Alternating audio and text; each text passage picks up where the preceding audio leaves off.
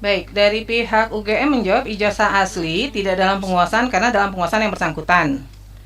Kemudian salinan ijazah asli tidak dalam penguasaan, saat ini dalam penguasaan Polda Metro Jaya untuk proses hukum.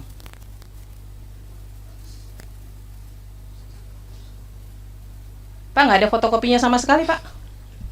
Salinan ijazah. Jadi ketika diserahkan ke Polda Metro Jaya, terus UGM nggak punya salinan sama sekali gitu. Kalau yang diserahkan adalah salin fotokopi yang dari kertas lama. Ya, maksudnya gini. Dari kertas. Kan menyerahkan dokumen ke ke Polda. Nah, pada saat menyerahkan itu kemudian pihak UGM nggak punya sama sekali dokumen apapun lagi terkait ijazah, salinan ijazah itu. Download Tribun X sekarang, menghadirkan lokal menjadi Indonesia.